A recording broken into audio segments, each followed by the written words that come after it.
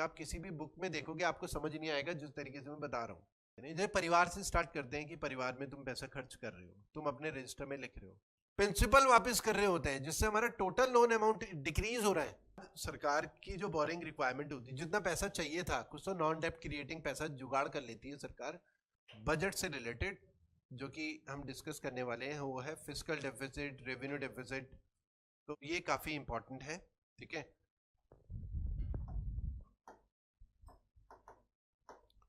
Budget में इसको लेके ज्यादातर लोगों को कंफ्यूजन होता है, ठीक है, बजटरी एलोकेशन से रिलेटेड। तो बजट को ना हम दो पार्ट में डिवाइड कर सकते हैं, जो भी फाइनेंसेस हैं। एक तो होता है रेवेन्यू अकाउंट, एक होता है रेवेन्यू अकाउंट, और एक होता है कैपिटल अकाउंट।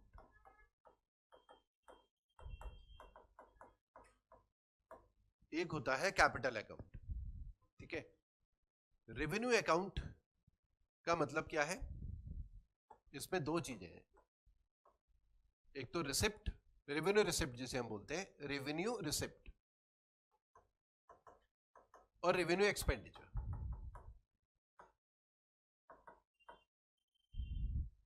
और एक होता है कैपिटल रिसिप्ट और capital expenditure. Capital expenditure, capital expenditure को ना शॉर्ट में आपने न्यूज में देखा होगा, कैपेक्स भी बोलते हैं, कैपिटल एक्सपेंडिचर कैपेक्स भी बोलते हैं। अब जो कॉमर्स बैकग्राउंड के लोग होंगे उन्हें थोड़ा सा आइडिया होगा इन सारी चीजों का, ठीक है। जो ह्यूमैनिटीज वाले होंगे उन्हें शायद इतना बेहतर आइडिया ना हो, साइंस वालों को भी इतना बेहतर आइडिया ना हो, लेकिन एग्जाम में क्वेश्चंस आते हैं इससे रिलेटेड, ठीक है। और काफी इंपॉर्टेंट टॉपिक है, और कंफ्यूजन भी होता है, लोग पढ़ते हैं बुक में तो चीजें इतनी आसानी से इसमें समझ नहीं आती कि रेवेन्यू एक्सपेंडिचर का मतलब क्या है, कैपिटल एक्सपेंडिचर का मतलब क्या है, ठीक है। इसको ना हम थोड़ा फैमिली के पॉइंट ऑफ व्यू से देखते हैं, समझते हैं कि किस चीज का मतलब क्या है। मान लो कि तुम अपने परिवार का जो खर्चा है और परिवार की जो रिसिप्ट है, एक तो घर में पैसा आ रहा है इनकमिंग, और एक होता है घर से पैसा बाहर जा रहा है, खर्च हो रहा है, दो पार्ट हो गए, ठीक है। अब पहले हम केवल क्या बात करें, मान लिया खर्चे की बात करें, या चलो कमाई की बात कर लेते हैं, कमाई की बात कर लेते हैं। जो घर में पैसे आ रहे हैं, तो घर में पैसे कैसे कैसे आ सकते हैं? इनकमिंग पैसा, घर फैमिली मेंबर जो भी नौकरी कर रहे होते हैं वहां से पैसा आ सकता है, या बिजनेस कर रहे होते हैं तो बिजनेस से प्रॉफिट वगैरह आ गया।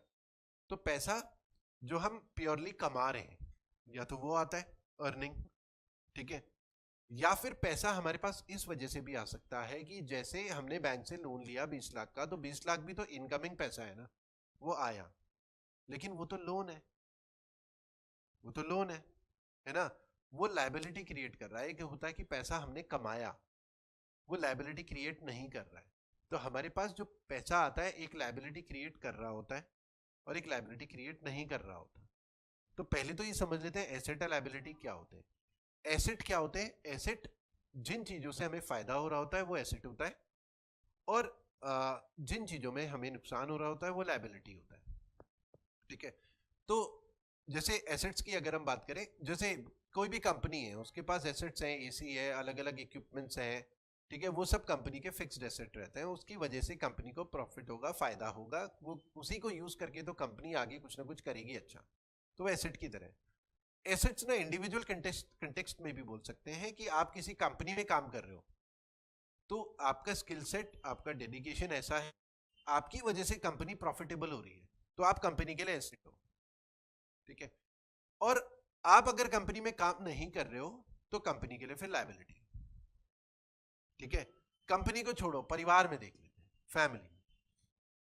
अभी तुम लोग बेरोजगार हो सब, तो अभी तुम क्या हो? लायबिलिटी हो, खर्चे पे खर्चा, कोचिंग की फीस, कॉलेज की फीस, पॉकेट मनी भी दे दो, मैगी पॉइंट जाना है, मतलब कई चीजें हैं। तो अभी तुम खर्चे पे खर्चा कर रहे हो, तो तुम परिवार के लिए लायबिलिटी हो।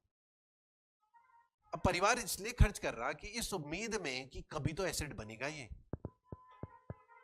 कभी तो कमाऊ बनेगा ये। जिस दिन तुम्हारी नौकरी लग जाएगी फिर तुम घर में पैसा कमा के लाओगे, तब तुम घर के लिए एसेट हो, क्योंकि अब तुम घर में कंट्रीब्यूट कर रहे हो, तुम घर वालों के लिए एसेट बन गए, ठीक है। तो अब हमें ये जो अकाउंटिंग के प्रिंसिपल्स ना, सब कुछ एसेट लायबिलिटी के आसपास घूमते रहते हैं, सब कुछ। सारी चीजें एसेट और लायबिलिटी के हिसाब से चल रही होती है सब कुछ, ठीक है। जब भी हमारे अकाउंटिंग के प्रिंसिपल, जब भी हमारे एक्सपेंसेस होते हैं या हमारी जो रिसिप्ट आती है, जब भी एसेट लायबिलिटी के ऊपर कोई इंपैक्ट नहीं पड़ता, एसेट लायबिलिटी के ऊपर कोई इंपैक्ट नहीं पड़ता जिन एक्सपेंसेस की वजह से या रिसिप्ट की वजह से, वो सारी चीजें रेवेन्यू अकाउंट में आती हैं। जब एसेट लायबिलिटी के ऊपर कोई इंपैक्ट ना पड़ता हो, और कैपिटल अकाउंट में वो चीजें आती हैं कि जिनसे एसेट लायबिलिटी के ऊपर इंपैक्ट पड़ता है, ठीक है। मतलब एसेट और लायबिलिटी के ऊपर इंपैक्ट पड़ता हो, मतलब एसेट लायबिलिटी इंक्रीज होती हो या डिक्रीज होती हो किसी की भी उसमें, तो वो सारा पैसा कैपिटल अकाउंट में आता है। जैसे मैंने फैमिली के कंटेक्स्ट में बोला कि जो फैमिली मेंबर है वो पैसा कमा रहे हैं, बिजनेस से कमा रहे हैं, सैलरी कमा रहे हैं, उससे एसेट लाइब घर के जो अकाउंटिंग का तुम हिसाब किताब कर रहे हो रजिस्टर का, उससे वो लाइबिलिटी तो है नहीं, वो तो कमाया प्योरली पैसा। इनकमिंग पैसे की अगर हम बात करें तो वो ना रेवेन्यू साइड में आता है, क्योंकि वो उस एसेट लाइबिलिटी इंक्रीज डिक्रीज नहीं हो रही है परिवार की, ठीक है। लेकिन अगर बैंक से लोन लेते हो, 20 लाख का लोन लिया, वो आया घर में पैसा, तो लोन आया तो वो लाइबिलिटी क्रिएट हो गई, तो वो किस तरफ आएगा? कैपिटल रिसिप्ट में आएगा, वो कैपिटल रिसिप्ट में आएगा। वो जो पैसा है वो इस वजह से आया क्योंकि आपने लोन लिया है। मतलब ये तो मजबूरी होगी ना कैपिटल रिसिप्ट, क्योंकि हमारे पास पैसे है ही नहीं इतने। हमारे पास पैसे होंगे, अगर रेवेन्यू रिसिप्ट अच्छा होगा तो कैपिटल रिसिप्ट की जरूरत ही क्या है फिर हमें? हम लोन क्यों ले, लायबिलिटी क्यों क्रिएट करें? लायबिलिटी क्रिएट होती है तब हमारे पास कैपिटल रिसिप्ट आता है। तो ये तो अच्छा माना जाता है, लेकिन ये तो इतना अच्छा नहीं माना जाएगा, ठीक है। या फिर हमने अपनी पुरानी कार बेच दी, घर का सोफा बेच दिया, घर का टीवी बेच दिया, उससे भी तो पैसा आया। उससे क्या हुआ कि हमारा एसेट रिडक्शन हो गया, क्योंकि घर का सोफा, घर का टीवी, वो सब एसेट्स हैं हमारे, ठीक है। एसेट रिडक्शन हो गया, तो एसेट के उसमें फर्क पड़ रहा है, तो वो कैपिटल रिसिप्ट में आता है। वो हमने कमाया नहीं, टोटल रिसिप्ट तो हमारी इन दोनों को जोड़कर आती है। जो परिवार के पास पैसा आता है, जो कमा रहे हैं, एक तो वो आया, ठीक है। दूसरा, या तो हमने बैंक से लोन ले लिया, वो पैसा आया, या फिर घर का सामान बेच दिया, वो पैसा आया। बैंक से लोन लिया या घर का सामान बेचा, घर का एसेट बेच दिया मतलब, तो भी पैसा आया, ठीक है। तो घर का सामान बेचना, घर का एसेट बेचना या लोन लेना, वो कोई बहुत अच्छा तो माना नहीं जाता। ये अगर ज्यादा बढ़ गया, हम टोटल रिसिप्ट को बोले अरे आज इस महीने की तो हमारे घर की टोटल रिसिप्ट ना 20 लाख थी, वो इसलिए थी क्योंकि घर का सामान बेच दिया, कार भी बेच दी, टीवी भी बेच दिया, घर में कुछ नहीं अब, और हम खुश हो रहे, टोटल रिसिप्ट बहुत ज्यादा है, हमने अपने एसेट रिडक्शन करे, ठीक है। तो अकाउंटिंग में के प्रिंसिपल्स होते हैं, एसेट लायबिलिटी के ऊपर इंपैक्ट जब भी पड़ता है तो चीजों को ना कैपिटल की साइड में रखा जाता है। ऐसे ही सरकार के कंटेक्स्ट में देखें, पहले अभी हम केवल रिसिप्ट की बात करेंगे ताकि एक क्लैरिटी रह जाए। सरकार के कंटेक्स्ट में अगर हम देखें तो एक होता है टैक्स रेवेन्यू। सरकार ने जनता के ऊपर इनकम टैक्स लगाया, जीएसटी लगाया, कॉर्पोरेशन टैक्स लगाया, ठीक है, वो सरकार ने कमाया। सरकार के ऊपर लायबिलिटी नहीं है कि सरकार उधार ले रही है या सरकार ने कोई एसेट बेचा। सरकार ने ऐसा नहीं करा कि ओएनजीसी के शेयर बेच दिए। ओएनजीसी के शेयर बेच देने का मतलब है 2-3% शेयर बेच देने का मतलब सरकार ने अपना एसेट रिडक्शन। हाँ, या जैसे फैमिली के कंटेक्स्ट में देखें कि फैमिली ने शेयर मार्केट में अगर इन्वेस्टमेंट किया हुआ है तो वो ना एसेट्स होते हैं, या जमीन खरीदी हुई, वो एसेट्स होते हैं, वो सब एसेट्स हैं। लेकिन अगर शेयर मार्केट में जो इन्वेस्टमेंट किया हुआ वहां बेचे, या जो जमीन हमारी पड़ी हुई थी वो बेच दी, उसमें जो पैसा आता है वो कैपिटल रिसिप्ट की तरफ आता है, क्योंकि हमने एसेट रिड्यूस करे अपने। हाँ, थोड़ा सा मुश्किल हो सकता है कुछ लोगों के लिए, लेकिन ये चीजें ऐसे ही काम करती हैं। आप किसी भी बुक में देखोगे आपको समझ नहीं आएगा जिस तरीके से मैं बता रहा हूँ, टेबल वेबल बना के, इतना आसान नहीं है, थोड़ा सा डेप्थ में घुसना पड़ेगा, बस चीजें समझ में आ जाएंगी। क्योंकि एग्जाम में खासकर साइंस वालों को थोड़ा दिक्कत हो सकती है, कॉमर्स वाले तो एक्सपर्ट बैठे हैं, है ना, और ह्यूमैनिटी वालों को भी दिक्कत हो सकती है। कॉमर्स वाले तो पढ़ के आगे बढ़े हैं ना, यही सारी चीजें, ठीक है।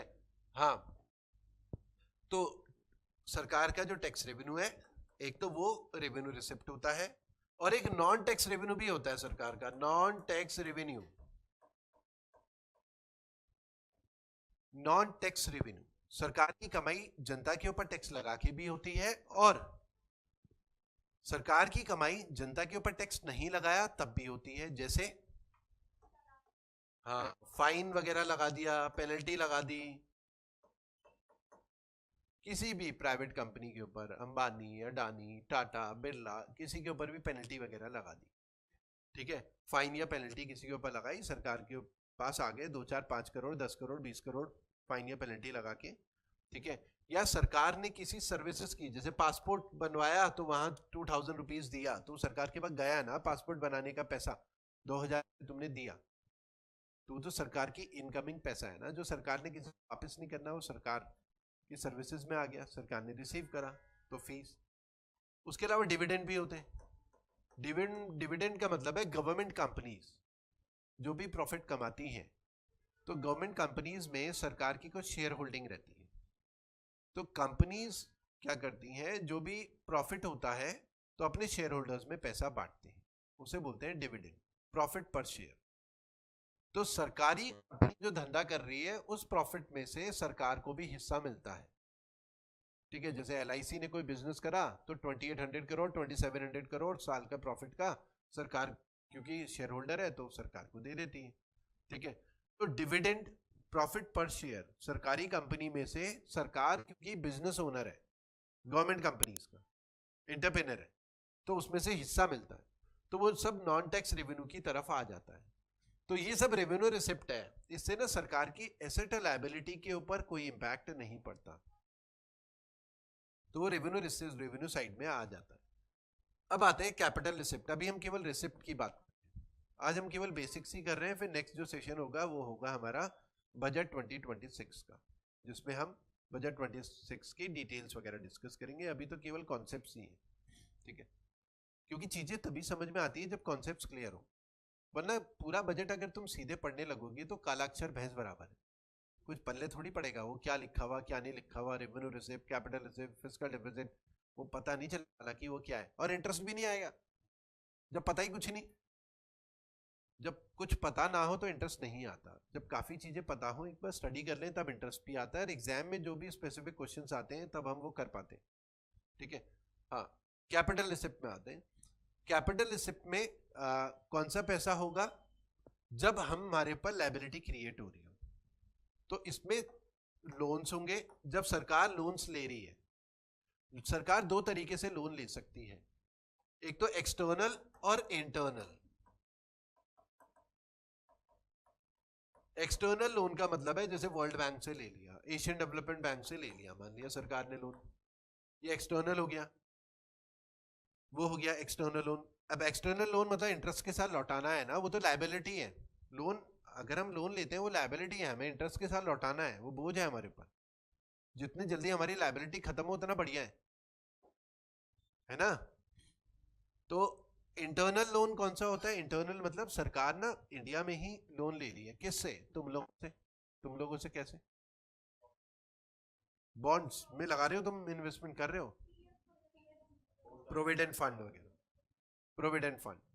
तो प्रोविडेंट फंड जो रहता है, जैसे गवर्नमेंट एम्प्लॉयज रहते हैं उनकी सैलरी में से पैसा कटता है, PPF भी होता है, PF भी होता है, कई चीजें होती है, तो सैलरी में से पैसा कटता है, वो सरकार के पास चला जाता है। या पोस्ट ऑफिस में जो भी पैसा डिपॉजिट होता है वो मिनिस्ट्री ऑफ कम्युनिकेशन के अंडर आता है, सरकार के पास जाता है, और सरकार ने वो पैसा ना इंटरेस्ट के साथ जनता को लौटाना है।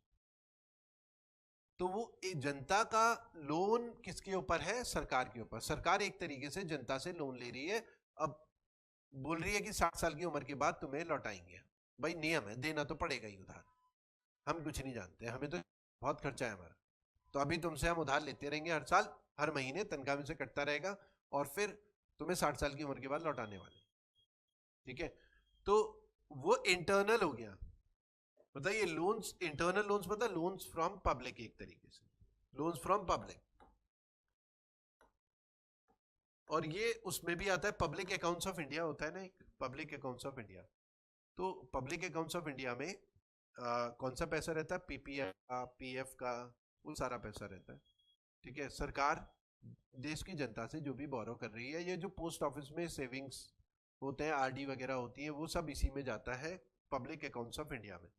ठीक है, तो ये क्योंकि लोन्स लायबिलिटी क्रिएट कर रहे होते हैं, इसलिए वो हमारा कैपिटल रिसिप्ट में आता है। ठीक है, या फिर एसेट रिडक्शन भी हो सकता है। एसेट रिडक्शन किस तरीके से हो सकता है? डिसइन्वेस्टमेंट के थ्रू। डिसइन्वेस्टमेंट के थ्रू। डिसइन्वेस्टमेंट क्या होता है? जब भी सरकार गवर्नमेंट कंपनीज में अपनी होल्डिंग को रिड्यूस करती है, जैसे BHEL है, भारत हैवी इलेक्ट्रिकल्स लिमिटेड। ठीक है, तो BHEL में गवर्नमेंट ने अपनी होल्डिंग को, मान लिया गवर्नमेंट की होल्डिंग 70% थी, गवर्नमेंट ने अपनी होल्डिंग को 10% रिड्यूस करा, 60% हो गई। तो BHEL तब भी तो सरकारी कंपनी रहेगी ना, सरकार ने 10% शेयर बेच दिए। तो गवर्नमेंट जब भी अपनी होल्डिंग को रिड्यूस करती है किसी भी गवर्नमेंट कंपनी से, उसे बोलते हैं डिसइन्वेस्टमेंट। उससे सरकार के पास पैसा आ जाता है, सरकार ने 10% शेयर्स बेच दिए। ठीक है, सेम वैसे ही कि तुमने शेयर मार्केट में 15-20 लाख लगा रखा था, घर वालों को पैसे की जरूरत थी, 5 लाख के शेयर बेच दिए, तो पैसा रिसीव करोगे ना, वो एसेट रिडक्शन हो गया, तो कैपिटल रिसिप्ट की तरफ आएगा। तो सरकार भी सरकारी कंपनी से जो भी पैसा बेचती है, तो उसे हम बोलते हैं डिसइन्वेस्टमेंट, वो कैपिटल रिसिप्ट की तरफ आ जाता है। उसके अलावा सरकार अगर किसी को लोन दे, एक होता है सरकार लोन ले रही और एक होता है सरकार लोन दे रही, सेम वैसी एक होता है कि तुम लोन ले रहे हो और एक होता है तुम लोन दे रहे हो। जब तुम लोन लोगे तो इंटरेस्ट के साथ पैसा वापस करोगे, वो तुम्हारे लिए लायबिलिटी है।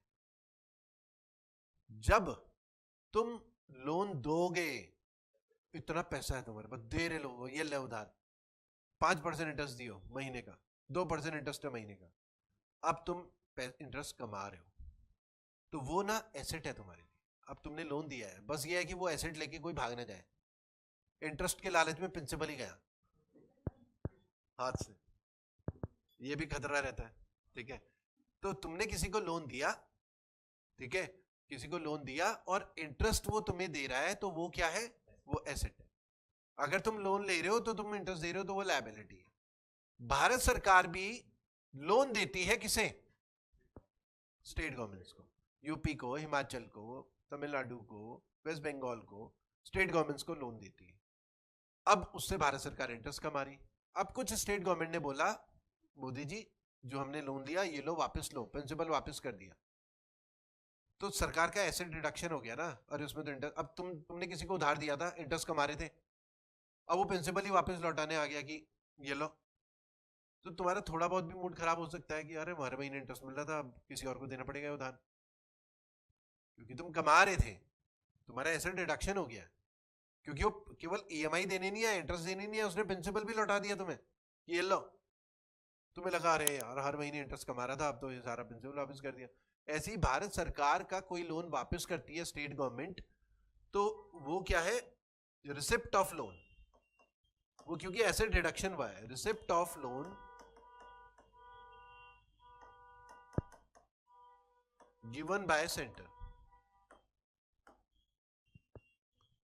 वो भी इस साइड में आता है। देखो ये ना लायबिलिटी को इंक्रीज कर रहा है, ऐसा बना लेता हूं, लायबिलिटी,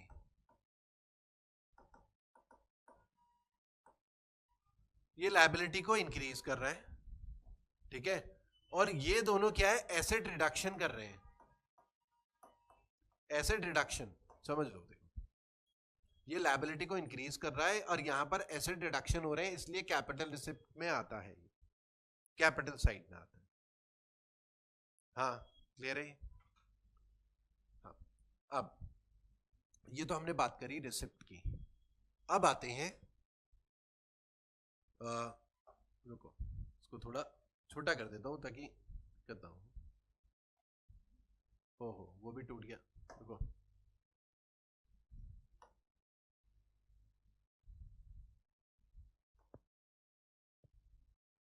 हाँ ठीक है, ये हो गया।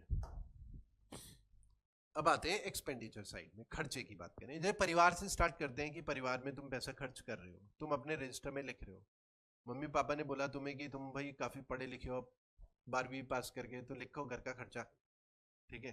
तो तुमने जो भी घर के राशन में खर्च हुआ वो लिखा, बिजली का बिल आया वो लिखा रजिस्टर में, तो जो भी खर्चा कर रहे हो, तो जो भी परिवार में हम खर्चा कर रहे होते हैं और उससे ना घर के एसेट लायबिलिटी पे के ऊपर कोई इंपैक्ट नहीं पड़ता, तो वो एक्सपेंडिचर साइड में आता है। लेकिन तुम जो भी पैसा खर्च करो उससे परिवार के एसेट लायबिलिटी के ऊपर इंपैक्ट अगर पड़ रहा हो तो वो कैपिटल एक्सपेंडिचर में आता है। जैसे एग्जांपल, तुमने बोला कि भाई T20 वर्ल्ड कप है, पापा बड़ा टीवी चाहिए 90 इंच का, तो वो तुमने खर्चा करा, बड़ा टीवी लिया है, तो वो घर का एसेट जुड़ा है, तो कैपिटल एक्सपेंडिचर। एसेट लायबिलिटी के ऊपर जब भी इंपैक्ट पड़ेगा वो कैपिटल एक्सपेंडिचर हो, जिससे एसेट लायबिलिटी के ऊपर कोई इंपैक्ट नहीं पड़ेगा तो वो रेवेन्यू एक्सपेंडिचर। तुमने कोचिंग की फीस दी, एसेट लायबिलिटी में कोई इंपैक्ट पड़ा नहीं पड़ा, वो रेवेन्यू एक्सपेंडिचर। हाँ, क्या समझे? तुमने शेयर मार्केट में पैसा लगाया, शेयर खरीद लिया अडानी के, एसेट जुड़ा, वो इधर आ जाएगा, क्योंकि एसेट जुड़ा, वो इधर आ जाएगा। तुमने जमीन खरीदी, प्लॉट कोई कहीं पर खरीदा, प्लॉट खरीद लिया, कार खरीदी, वो एसेट जुड़ रहा है घर का। और ये हम तब करते हैं जब हमारे पास पैसा हो एक्स्ट्रा, तब हो पाता है। ये तो तभी हो पाएगा ना जब हमारे पास एक्स्ट्रा पैसा हो।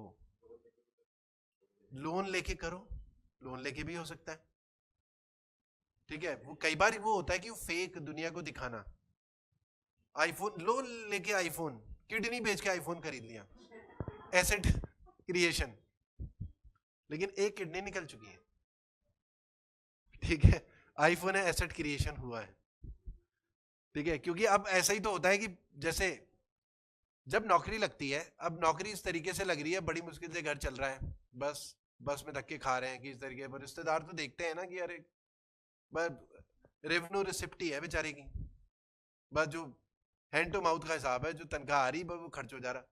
लेकिन फिर तुमने अगले महीने 2 व्हीलर खरीद लिया, रिश्तेदार देखेंगे अरे 2 व्हीलर बढ़िया नौकरी है, पर 2-4 महीने के बाद 4 व्हीलर, आईफोन भी, रिश्तेदार देखेंगे अरे बढ़िया, बड़ा कैपिटल एक्सपेंडिचर कर रहा है, तो कर रही, रिश्तेदार यही तो देखेंगे, ये तो घर का सामान जोड़ रहा है या जोड़ रही है, कैपिटल एक्सपेंडिचर।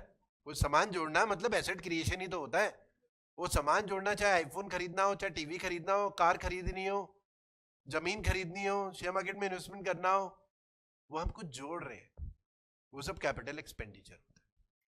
तब रिश्तेदार बोलते हैं हाँ अब इसके लिए रिश्ता ढूंढना चालू करते हैं, बढ़िया, अभी तक तो धक्के खा रहा था ये, हाँ, या खा रही थी वो। अब ये लोग फेक भी क्रिएट कर सकते हैं ना, उधार लेके ही सब खर्च कर रहे हैं।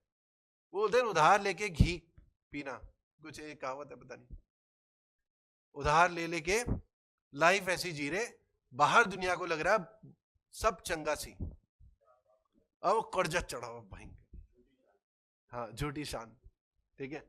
हाँ, तो हाँ, तो ये जो एक्सपेंडिचर है घर परिवार का, जैसे बिजली का बिल है, उससे एसेट क्रिएशन नहीं हो रहा है, घर का राशन है, एसेट क्रिएशन नहीं हो रहा है, एजुकेशन है, एसेट क्रिएशन नहीं हो रहा है, तो जिन चीजों से एसेट क्रिएशन नहीं होता वो एक्सपेंडिचर साइड में आ जाता है, ठीक है। ऐसे ही भारत सरकार के लिए एसेट क्रिएशन, जैसे अगर हम बोले डिफेंस में सरकार खर्च कर रही है, एजुकेशन में सरकार खर्च कर रही है, हेल्थ में सरकार पैसा खर्च कर रही है, और सरकार ने जो पुराना लोन लिया हुआ वर्ल्ड बैंक से, IMF कहीं से भी लोन लिया हुआ, तो इंटरेस्ट पेमेंट में पैसा खर्च कर रही है, इंटरेस्ट पेमेंट कर रही है, उससे एसेट क्रिएशन नहीं हो रहा है, इंटरेस्ट पेमेंट में, उससे एसेट क्रिएशन नहीं हो रहा है, इंटरेस्ट पेमेंट कर रही है सरकार, ठीक है। वो हमारा सब रेवेन्यू एक्सपेंडिचर में आता है। या फिर सब्सिडीज दे रही है सरकार,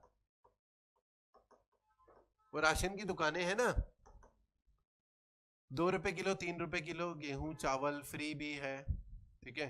तो वो सारा का सारा सब्सिडीज, किसी भी चीज में, गैस सिलेंडर की सब्सिडी हो कोई भी, तो उससे सरकार का एसेट क्रिएशन नहीं हो रहा है। या फिर grants given to states, UP को भी हिस्सा देते हैं कि यूपी को इतना मिलेगा, हिमाचल को इतना मिलेगा, उत्तराखंड को इतना मिलेगा, grants given to states.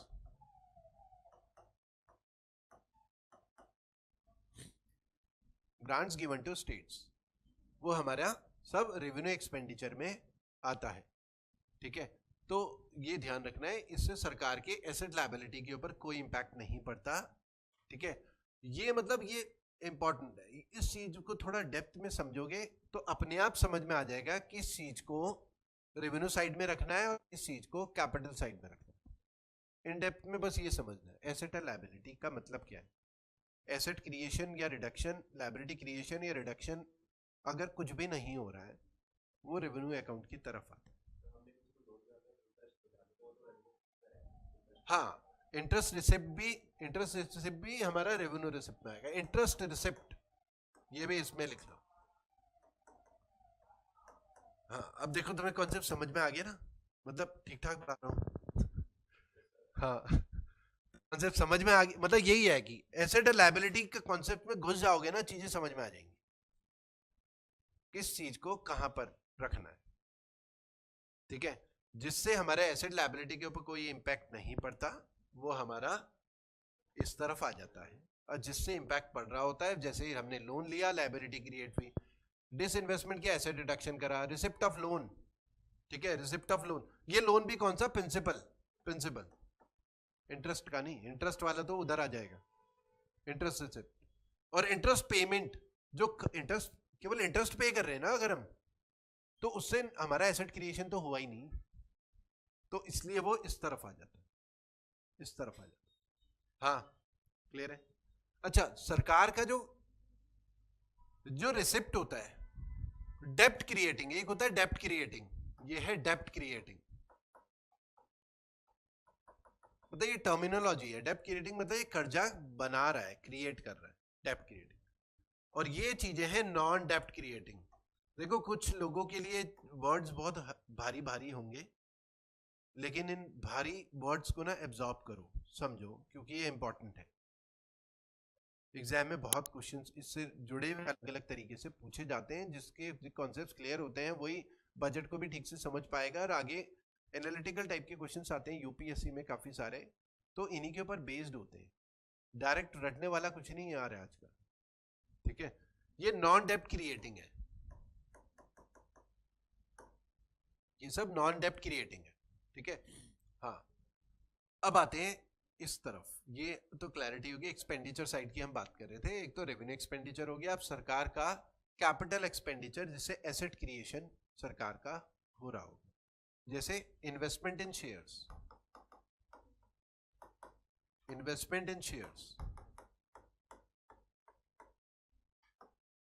Investment in shares, shares में इन्वेस्टमेंट कर रही है सरकार। तो या जैसे तुम्हारी फैमिली में तुमने कंपनी के शेयर्स वगैरह, किसी भी गवर्नमेंट कंपनी, प्राइवेट कंपनी के शेयर खरीदे, तो उससे एसेट क्रिएशन हुआ। तो इन्वेस्टमेंट इन शेयर हमारा क्या होता है, वो कैपिटल एक्सपेंडिचर होता है। या फिर इंफ्रास्ट्रक्चर में, इंफ्रा मतलब जैसे सरकार रोड्स वगैरह बनाती है, सड़कें बना रही है, वो जैसे हम घर बनाते हैं तो वो एसेट क्रिएशन है ना, घर एक एसेट होता है, उसकी कुछ वैल्यू होती है। ऐसी सरकार का घर तो ये देश है, मतलब हम लोग उसके मेंबर हैं, परिवार के सदस्य हैं। तो सरकार हमारे लिए सड़कें बना रही, हमारा घर तो ये हमारा देश है, पूरे कंटेक्स्ट में देखें बड़े लेवल पर, ठीक है। सड़क बना रही है, फ्लाईओवर बना रही है, ब्रिज बना रही है सरकार, इंफ्रास्ट्रक्चर में टेलीकॉम के टावर्स बिछाए जा रहे हैं, वो सारा का सारा सरकार का कैपिटल एक्सपेंडिचर में आता है। रोड्स, ठीक है, टेलीकॉम टावर्स, ब्रिजेस वगैरह, फ्लाईओवर वगैरह, इंफ्रास्ट्रक्चर से जुड़ी हुई सारी चीजें, ये सब एसेट क्रिएशन का पार्ट होता है, ठीक है। उसके अलावा सरकार अगर स्टेट को लोन देती है,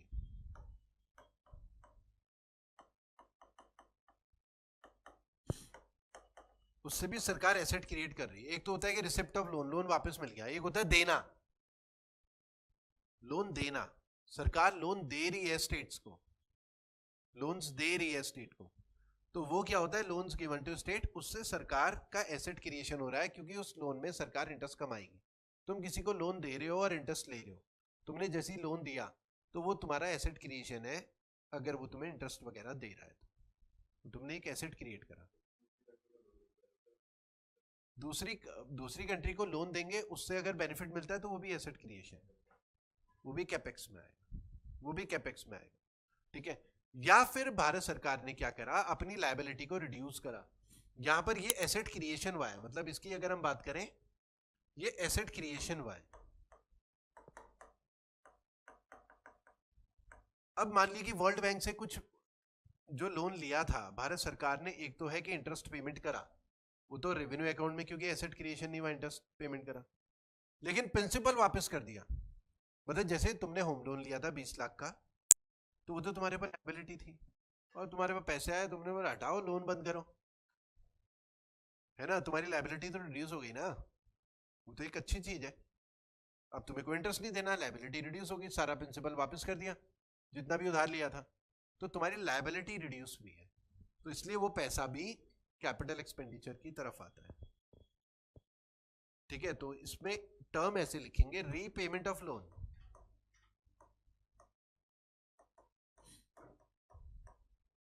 रीपेमेंट ऑफ लोन्स। हाँ, पल्ले पड़ा कि नहीं, देख लो, इसमें कुछ डाउट है तो पूछ लो। हाँ, रीपेमेंट ऑफ लोन्स पे आते हैं।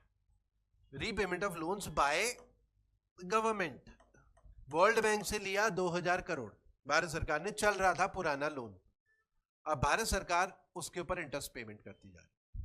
जैसे तुम फैमिली के कंटेक्स्ट में देखते हैं, मान लो कि तुमने किसी से, फैमिली ने 10 लाख का लोन लिया हुआ था और उसमें ईएमआई बंधी हुई थी, उसमें प्रिंसिपल पेमेंट भी कर रहे हैं, इंटरेस्ट पेमेंट भी कर रहे हैं, दोनों कर रहे हैं। तो वो जो ईएमआई है, उसमें जो भी हम इंटरेस्ट पेमेंट कर रहे होते हैं, वो तुम्हारे परिवार का ना रेवेन्यू एक्सपेंडिचर में आएगा, क्योंकि उस इंटरेस्ट पेमेंट से तुम्हारा कोई एसेट क्रिएशन नहीं हुआ। लेकिन उस ईएमआई में जो प्रिंसिपल पेमेंट है, उससे तुम्हारे लोन की टोटल अमाउंट में थोड़ा सा रिडक्शन हुआ है, लायबिलिटी थोड़ा सा कम हुई। हमने 20 लाख का लोन लिया, 5 साल तक ईएमआई देते चले गए, तो 20 लाख के लोन में भी हम पता करेंगे बैंक में, तो 11 लाख ही प्रिंसिपल रह जाएगा, है ना।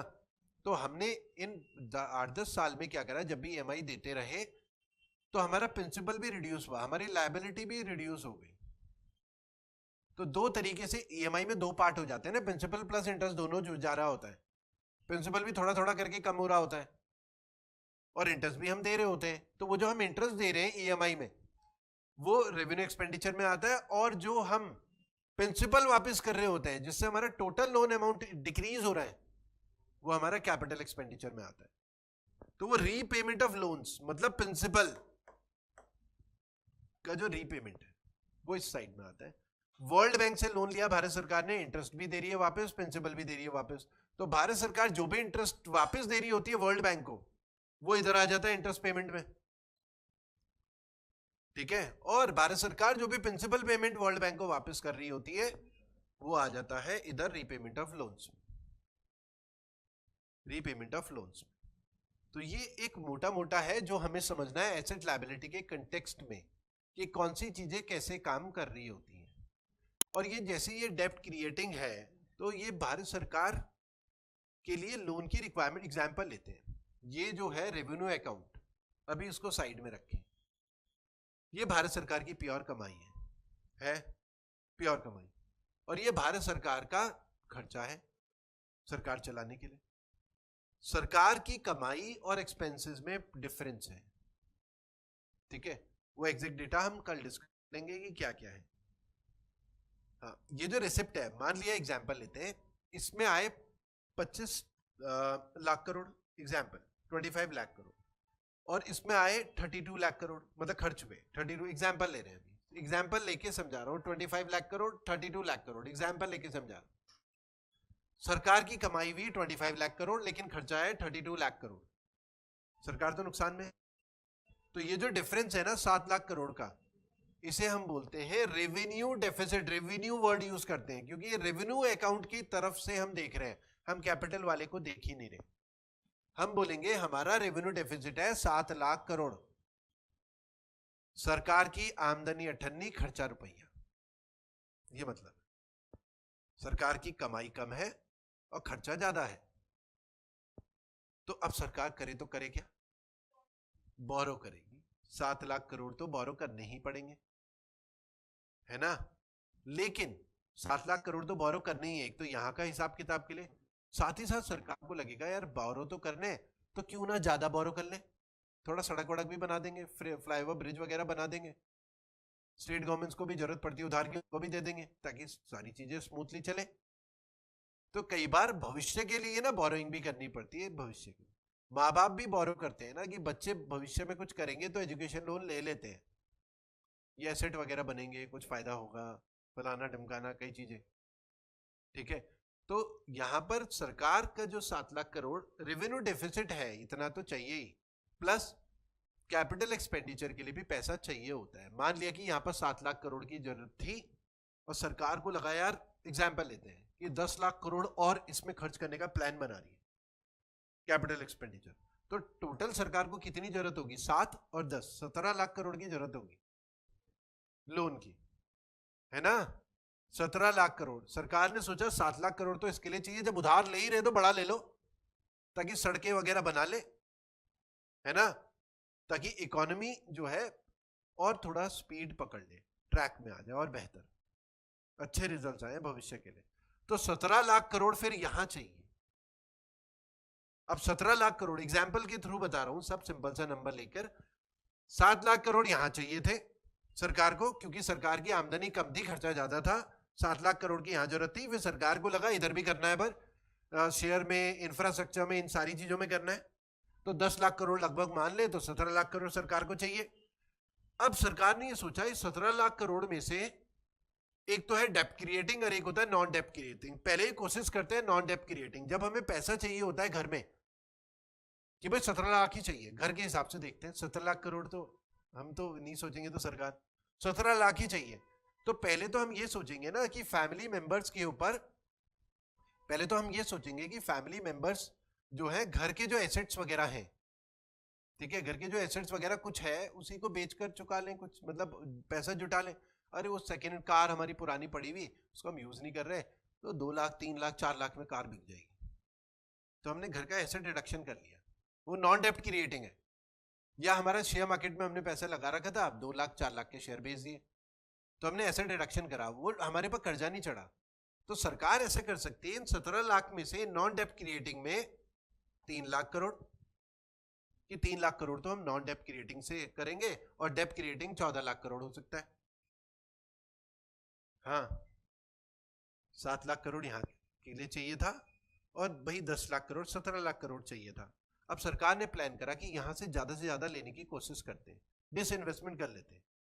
मोदी सरकार कर रही है ना डिसइन्वेस्टमेंट, ठीक है। एलआईसी के 5% शेयर जो है शेयर मार्केट में लिस्ट करे, आईपीओ आया, ठीक है। ओएनजीसी, अलग अलग चीजों में कुछ ना कुछ सरकार का प्लान रहता है, पीएसयूज जो होते हैं उनका डिसइन्वेस्टमेंट करें, 1% 2% 3% शेयर बेचकर, ताकि पैसा आ जाए, वो नॉन डेप्ट क्रिएटिंग है, उसमें इंटरेस्ट वगैरह तो देना नहीं, मौका आने पर फिर खरीद लेंगे शेयर, क्या है ना। तुम ऐसा तो नहीं करोगे ना, तुम्हारे शेयर मार्केट में 20 लाख वैल्यू जो इन्वेस्टमेंट करा था 20 लाख, और बैंक से भी लोन ले रहे, हम क्यों बैंक से लोन ले, जब हमारे एसेट्स पड़े हुए हैं शेयर बेचकर, वो निकाल कर वो यूज करते हैं, बैंक से क्यों लोन ले। तो पहले तो हमारे पास जो एसेट पड़े हुए हैं जिनको यूज कर सकते हैं वो करेंगे, नहीं सरकार भी जो एसेट पड़े हुए हैं वो कई बार सरकार यूज करती है। तो अपोजिशन वाले यही तो आरोप लगाते हैं कि मोदी सरकार ये बेच रही है, फलाना बेच रही है, ढमकाना बेच रही है, मोदी ने सब बेच दिया। तो मोदी सरकार, कोई भी सरकार हो, वो पहले यही करेगी कि भाई अपने एसेट को बेटर तरीके से यूटिलाइज करे, पहले वही करेगी सरकार जो नॉन डेप्ट क्रिएटिंग है। फिर उसके बाद डेप्ट क्रिएटिंग में जाएंगे ना, जब यहां से जुटा ही नहीं पा रहे तब ये सोचेंगे ना डेप्ट क्रिएटिंग। और ये जो डेप्ट क्रिएटिंग होता है ना, इसी को फिस्कल डेफिसिट बोलते हैं, बोरोइंग रिक्वायरमेंट ऑफ गवर्नमेंट। क्या समझे, ये जो डेप्ट क्रिएटिंग है ना, इसी को फिस्कल डेफिसिट बोलते हैं, बोरोइंग रिक्वायरमेंट ऑफ गवर्नमेंट। मतलब फिस्कल डेफिसिट में ओवरऑल सारी चीजें आ जाती हैं, जबकि रेवेन्यू डेफिसिट में केवल ये वाला पार्ट आता है। डिफरेंस समझ आया, फिस्कल डेफिसिट रेवेन्यू डेफिसिट में। हाँ, ये वैसे ही रैंडम नंबर लिखे हैं ताकि चीजें सिंपल तरीके से समझ में आ जाए। तो ऐसा लिखते हैं, revenue deficit equal to, revenue deficit equal to, revenue deficit equal to revenue expenditure, equal to revenue expenditure minus revenue receipt minus revenue receipt.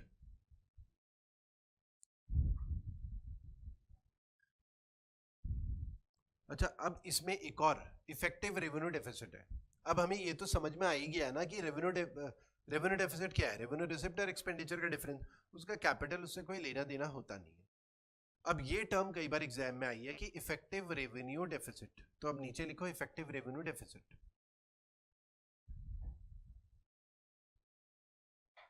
Effective revenue deficit. अब देखो इसमें समझना क्या है, जैसे हमने देखा कि रेवेन्यू डेफिसिट है 7 लाख करोड़, लेकिन होता क्या है कि एग्जाम्पल लेते हैं, स्टेट्स को कुछ ग्रांट्स दी थी, मान लिया 10 लाख करोड़ की या 8 लाख करोड़ की एग्जाम्पल, सेंटर ने स्टेट गवर्नमेंट को, यूपी को, उत्तराखंड को, सबको दिया पैसा, ठीक है, 8 लाख करोड़ स्टेट गवर्नमेंट के पास चला गया। लेकिन ये जो 8 लाख करोड़ स्टेट के पास चला गया, राजस्थान, यूपी, हिमाचल, इन्होंने क्या करा, इस 8 लाख करोड़ में से 5 लाख करोड़ ना सड़कें बनाने में खर्च कर दिया, कैपिटल एक्सपेंडिचर। ठीक है, तो हुआ क्या कि सेंटर गवर्नमेंट ने तो स्टेट को दिया, लेकिन स्टेट ने उसमें से पैसा खर्च करा इंफ्रास्ट्रक्चर, एसेट क्रिएशन में, और एसेट क्रिएशन में जो भी पैसा खर्च होता है वो तो इधर आना चाहिए, तो वो तो इसका मतलब गलत तरीके से यहां चढ़ गया। तो होता क्या कि स्टेट्स को जो ग्रांट्स दी गई हैं उसमें से देखा जाता है उन्होंने कितना कैपिटल एक्सपेंडिचर करा है, ठीक है, उसको फिर माइनस किया जाता है रेवेन्यू डेफिसिट के साथ। जैसे यहां पर मान लिया कि 8 लाख करोड़ दिए गए थे, 5 लाख करोड़ उन्होंने कैपिटल एक्सपेंडिचर किया है, तो ये जो 7 लाख करोड़ का रेवेन्यू डेफिसिट था उसमें से 5 माइनस करेंगे तो 2 lakh crore effective revenue deficit होगा, क्योंकि इस 32 में से एक्चुअल में 5 माइनस करें तो 27 लाख करोड़ ही कैपिटल रेवेन्यू एक्सपेंडिचर है, क्योंकि इन 32 में से भी 5 ना कैपिटल एक्सपेंडिचर है जो कि स्टेट ने करा, सेंटर ने नहीं करा। क्या पल्ले पड़ा कि नहीं? हाँ, तो उसी को बोलते हैं इफेक्टिव रेवेन्यू डेफिसिट। अभी पल्ले पड़ जाएगा, हो सकता है घर में ना पड़े, रिवीजन करना पड़ेगा। वो ऐसा लगता है कि पल्ले पड़ गया, शॉर्ट टर्म मेमोरी लॉस की प्रॉब्लम हो जाती है, अगले दिन पूछो तो पता नहीं, तो थोड़ा डेप्थ में समझेंगे, दिक्कत होगी, मैं अवेलेबल हूं यहां, अलग से भी पूछ सकते, ठीक है। हाँ, तो ऐसा लिखते हैं इफेक्टिव रेवेन्यू डेफिसिट में, it is the difference between revenue deficit and grants given to states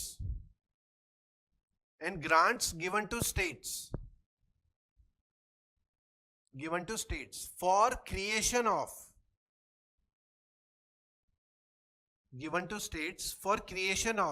capital assets,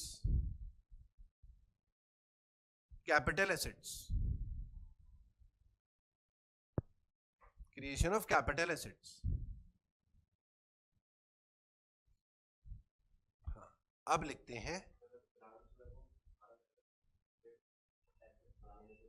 सारा नहीं करती, बाकी वो एजुकेशन में करेगी, हेल्थ में करेगी, किसी कई चीजों में स्टेट गवर्नमेंट, अगर उत्तराखंड की बात करें तो कई चीजों में पैसा खर्च होता है, जरूरी नहीं कि सब कुछ कैपिटल बजट, उत्तराखंड का भी बजट ऐसे ही आएगा, वो भी बताएंगे कितना कैपिटल एक्सपेंडिचर, कितना रेवेन्यू एक्सपेंडिचर है, सब बताएंगे, हेल्थ, एजुकेशन, हर चीज में सब्सिडीज वगैरह सारी चीजें करती है स्टेट गवर्नमेंट भी, उसी तरीके से पैसा करती है, स्टेट गवर्नमेंट का बजट भी ऐसे ही डिवाइड होता है।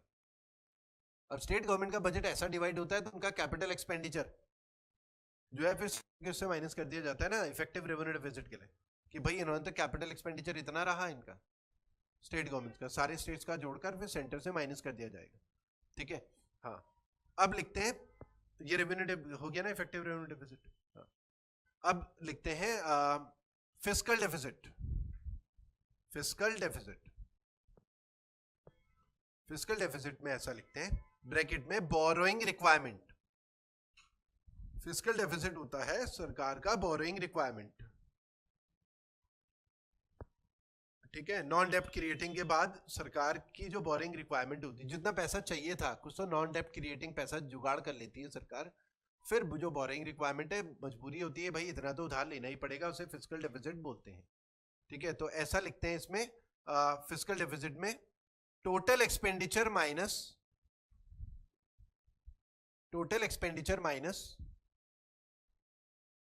Total receipt minus total receipt except borrowing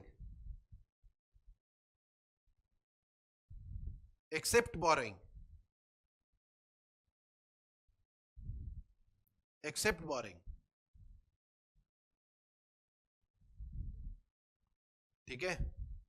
हाँ समझ गए। हाँ थोड़ा फिर घर में रिवीजन करोगे, दोबारा देखोगे, डेप्थ में समझोगे, तब समझ में आएगा, इतना आसान नहीं है। ठीक है, बुक में देखोगे तो कुछ नहीं समझ आएगा, बुक में तो पता नहीं क्या क्या लिखा होगा, मतलब वैसे तो कुछ तुम्हारे ऊपर भी क्या पता समझ आ जाए, अकाउंट्स वाले खासकर। ये सबसे सिंपल तरीके से समझाए। ठीक है, इसका फ्लो चार्ट बना के रखोगे, समझोगे, समझ में आ जाएगा। इसके ऊपर क्वेश्चंस बहुत आते हैं एग्जाम में, अभी भी आए हैं। ठीक है, आगे भी हमेशा आने वाले हैं। एक और चीज इसमें है प्राइमरी डेफिसिट, एक और टर्म है प्राइमरी डेफिसिट, वो भी कई बार एग्जाम में आई है। प्राइमरी डेफिसिट, अब जैसे अभी हमने बात करी, ये 14 लाख करोड़ एग्जाम्पल लिया कि ये ना सरकार के बोरिंग रिक्वायरमेंट है, फिस्कल डेफिसिट, ये 14 लाख करोड़ फिस्कल डेफिसिट है। लेकिन अब हम मोदी सरकार को बोलेंगे अरे कितना कर्जा चढ़ा दिया मोदी जी आपने, 14 लाख करोड़ का फिस्कल डेफिसिट हमारा, इतना उधार क्यों ले रहे हो, मिशन वाले बोलेंगे, है ना। फिर मोदी जी जवाब देंगे देखो ऐसा कि 14 लाख करोड़ में से हमारा ना इंटरेस्ट पेमेंट है 9 लाख करोड़, इंटरेस्ट पेमेंट 9 लाख करोड़ है, और ये ना कांग्रेस की सरकारों ने जो पहले उधार लिया हुआ था उसका हम इंटरेस्ट पे कर रहे हैं, लीगेसी है ये, जो पूरा कर्जा चढ़ा आ रहा। मतलब किसी कंपनी के अकाउंट को जब तुम मैनेज करना स्टार्ट करोगे, आज से तुम्हारी ज्वाइनिंग हुई कि अब तुम फाइनेंसेस को देखो, तो फिर तुमसे 1 साल के बाद पूछा गया भाई ये क्या कर रखा कंपनी के, फाइनेंस लॉस में चल रही कंपनी, तो तुम ये बहाना बना सकते हो ना कि वो जो पहले वाला अकाउंट मैनेजर था उसने सब गड़बड़ कर रखा, सारा कर्जा चढ़ा हुआ, वो एकदम थोड़ी ठीक होगा, टाइम लगेगा, ऐसे ही तो बोलोगे। तो बीजेपी मोदी जी वाले बताएंगे कि पुरानी एक लीगेसी थी, हमारा लोन चढ़ा हुआ था तो उसका इंटरेस्ट पेमेंट कर रहे हैं हम, तो 14 लाख करोड़ का फिस्कल डेफिसिट है, 9 लाख करोड़ एग्जाम्पल ले रहा हूं मैं, रैंडम नंबर, 9 लाख करोड़ तो इंटरेस्ट पेमेंट हम दे रहे हैं, तो 14 में से 9 माइनस कर दें तो असल में हमारी बोरिंग रिक्वायरमेंट केवल 5 लाख करोड़ है बस, उसके लिए हम जिम्मेदार हैं, उसके लिए सवाल करो हमसे, पूरे 14 लाख करोड़ के लिए नहीं सवाल करो हमसे, केवल 5 लाख करोड़ के लिए करो, क्योंकि 14 में से 9 तो इंटरेस्ट पेमेंट में दे रहे हैं हम, पुरानी सरकारों का जो लोन है उसका इंटरेस्ट। बात समझ आएगी नहीं? हाँ, इसे बोलते हैं प्राइमरी डेफिसिट। ठीक है, तो ऐसा लिखते हैं प्राइमरी डेफिसिट में,